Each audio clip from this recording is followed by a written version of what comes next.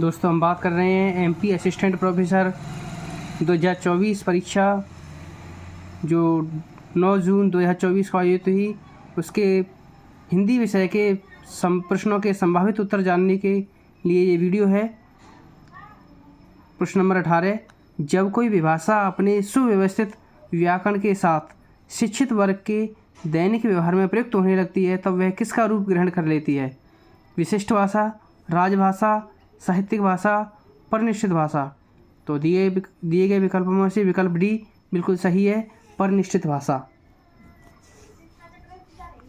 प्रश्न नंबर 19, संपर्क भाषा के संबंध में निम्नलिखित में से कौन सा कथन सत्य है? विकल्प ए, जो अन्य लोगों से संपर्क के काम आए। विकल्प बी, जिसमें एक से अधिक भाषाओं का मिश्रण हो। विकल्प सी, जो केवल ज्ञानवर्धन के लिए प्रयुक्त होती है। विकल्प डी, जिसका प्रयोग केवल राजनयिकों द्वारा किया जाता है। तो दिए गए विकल्पों में विकल्प ए बिल्कुल सही है, जो अन्य लोगों से संपर्क के काम आए। प्रश्न नंबर 20, खड़ी बोली जिस प्रकार से दक्षिण में जाकर दक्षिणी हिंदी के नाम से प्रसिद्ध हुई, उसी प्रकार गुजरात पहुंचने पर इसका क्या नाम हो गया? उर्दू, गुजरी, हिंदुस्तानी, कच्छी हिंदी। तो विकल्प डी कच्छी हिंदी सही उत्तर।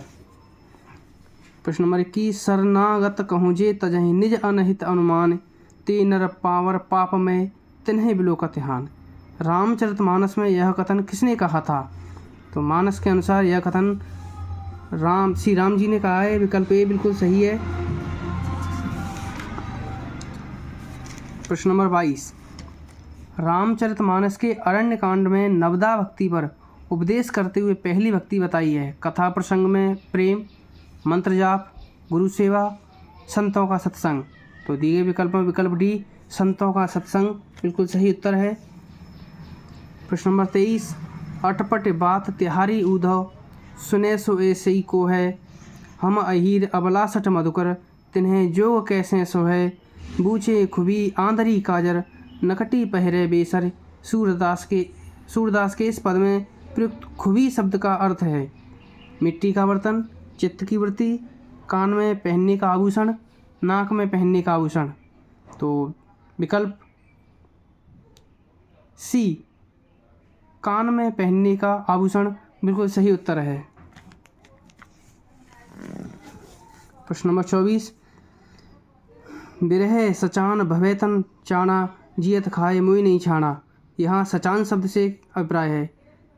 मित्रों, ये पंक्तियाँ जायसी ग्रंथावली के नागमती वियोखंड से ली गई हैं। यहाँ सचान का अर्थ बाज है। विकल्प बी बिल्कुल सही है। प्रश्न नंबर 25, जैसे सोनहा कांच मंदिर में पंक्ति में कबीर द्वारा प्रयुक्त सोनहा शब्द का अर्थ है तोता, मन, खरगोश, कुत्ता।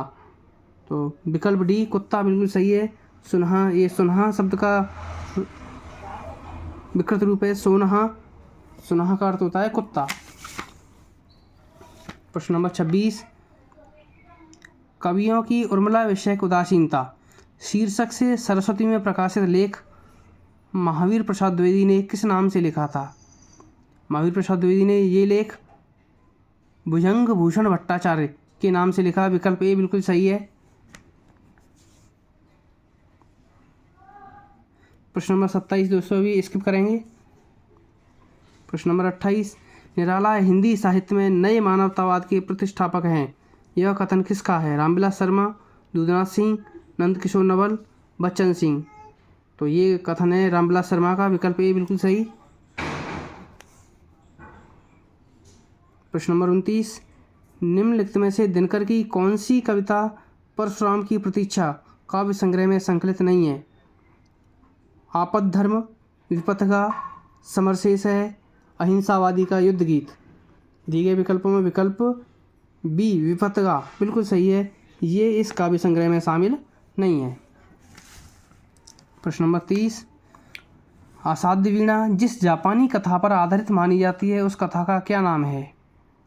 The book of tree, gaming of the harp, taming of the harp. दोस्तों विकल्प ए और बी बिल्कुल निकट के जान पड़ते हैं। अगर ध्यान से पढ़ा होगा तो ही इसे सही कर पाएंगे। इसमें विकल्प be the book of tree ये बिल्कुल सही उत्तर है, विकल्प बी।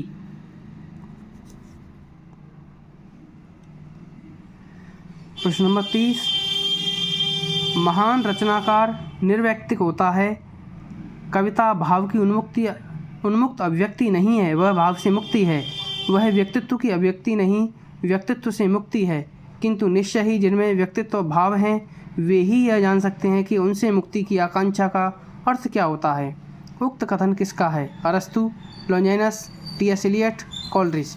दोस्तों ये प्रश्न है टी.एस. एलियट के निर्वैयक्तिकतावाद सिद्धांत से लिया गया है, तो विकल्प सी बिल्कुल सही। अरस्तु की काव्यशास्त्र संबंधी कृति है वसीयतनामा, पेरिपोइथकेस, तेखनेस रितोरकेस, उपरोक्त में से कोई नहीं। विकल्प बी पेरिपोइथकेस बिल्कुल सही है।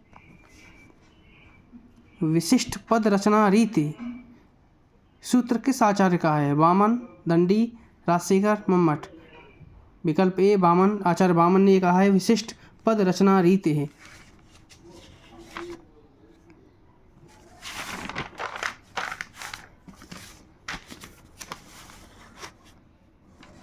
प्रश्न नंबर 34, औचित्य को काव्यात्मभूत काव्य सिद्धांत के रूप में प्रतिष्ठित करने वाले आचार्य हैं? आचार्य कुंतक, भामह, क्षेमेंद्र, विश्वनाथ। इस प्रश्न का सही उत्तर है आचार्य क्षेमेंद्र, विकल्प सी।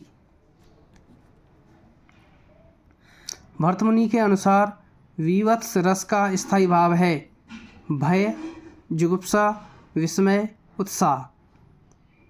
तो विकल्प बी बिल्कुल सही, जुगुप्सा। प्रश्न नंबर 36, भारतेंदु युगीन साहित्य केवल राजनीतिक स्वाधीनता का साहित्य न होकर मनुष्य की एकता, समानता और भाईचारे का भी साहित्य है। यह कथन किस आलोचक का है? आचार्य रामचंद्र शुक्ल, आचार्य हरिप्रसाद द्विवेदी, डॉक्टर रामविलास शर्मा, डॉक्टर नामवर सिंह। तो दिए गए विकल्पों में विकल्प सी डॉक्टर रामविलास शर्मा बिल्कुल सही उत्तर है इसका। प्रश्न नंबर 37, आचार्य रामचंद्र शुक्ल के अनुसार भारतेंदु युगीन काव्य धारा में भारतेंदु की वाणी का सबसे ऊंचा स्वर क्या था?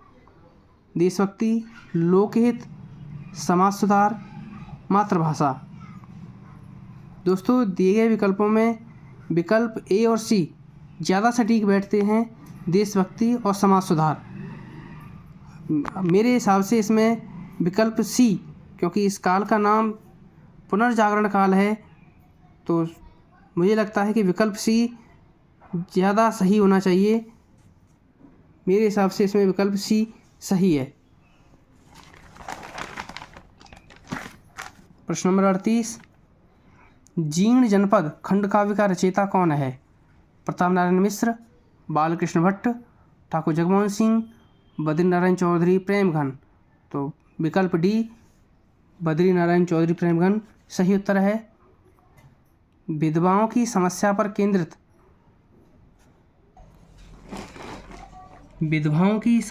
केंद्रित गर्भडंडा रहस्य प्रबंध काव्य किसने लिखा? रामचरितोपाध्याय, गिरधर शर्मा नवरत्न, नाथूराम शर्मा शंकर, रूपनारायण पांडे। तो दिए विकल्प में विकल्प सी नाथूराम शर्मा शंकर बिल्कुल सही उत्तर है इसका सही उत्तर। प्रश्न नंबर 40, निम्न में से कौन सी काव्य कृति रामनरेश त्रिपाठी द्वारा रचित नहीं है? मिलन, पद्म प्रसून, पथिक, स्वप्न। तो दिए विकल्प बी बिल्कुल सही, पद्म प्रसून रामनरेश त्रिपाठी की रचना नहीं है। अगला प्रश्न देखें। प्रश्न नंबर 41,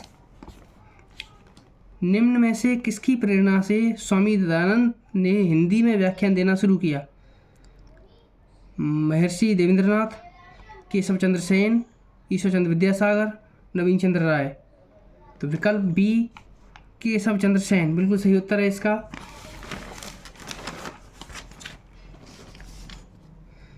प्रश्न नंबर 42, हिंदी के प्रचार प्रसार हेतु नागरी प्रचारणी सभा काशी की स्थापना कब हुई? 14 सितंबर 1949, 24 जनवरी 1877, 26 जनवरी 1865, 10 मार्च 1893। 1883 सॉरी दोस्तों, इसमें चारों विकल्पों में से कोई विकल्प सही नहीं है। ये यहाँ 1893 में इसकी स्थापना की गई, तो मेरे हिसाब से ये इस पर बोनस मिलना चाहिए।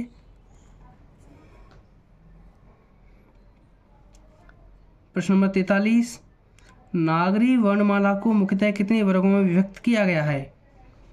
दोस्तों यहाँ वर्ग पूछे हैं, तो मेरे हिसाब से इसमें, क्योंकि हिंदी वर्णमाला में 5 वर्ग हैं, क वर्ग, च वर्ग, ट वर्ग, त वर्ग और प वर्ग, तो मेरे हिसाब से उत्तर ए होना चाहिए इसमें। फिर भी मैं इस क्वेश्चन को स्किप कर रहा हूँ। प्रश्न नंबर 44, निम्न में से देवनागरी लिपि के नामकरण में लोक नागरी नाम किसने दिया था? डॉक्टर हजारी प्रसाद द्विवेदी, धीरेन्द्र वर्मा, आचार्य रामचंद्र शुक्ल, आचार्य विनोबा भावे। तो दिए गए विकल्प में विकल्प डी बिल्कुल सही है, आचार्य विनोबा भावे। प्रश्न नंबर 45, देवनागरी लिपि मूलतः क्या है? वर्णनात्मक, अक्षरात्मक, चित्रात्मक, प्रतीकात्मक। तो इसमें विकल्प बी अक्षरात्मक, देवनागरी लिपि अक्षरात्मक लिपि है, बिल्कुल सही है। अगला क्वेश्चन नंबर 46, संविधान के किस अनुच्छेद में उच्चतम न्यायालय उच्च न्यायालयों की भाषा का वर्णन है? अनुच्छेद 345, 346, 347, 348। तो सही विकल्प है विकल्प डी 348।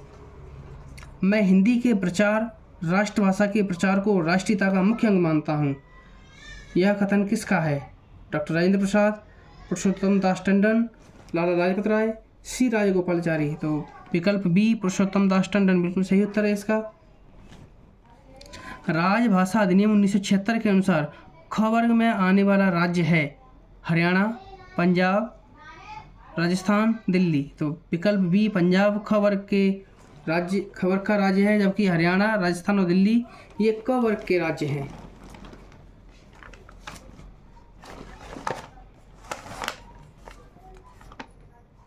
प्रश्न नंबर 49 भी हम अभी स्किप कर रहे हैं।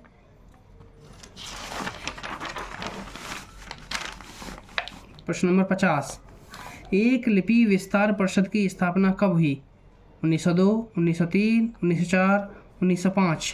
तो विकल्प डी बिल्कुल सही 1905। दोस्तों आगे के प्रश्नों के उत्तर हम अगली वीडियो में जानने की प्रयास करेंगे।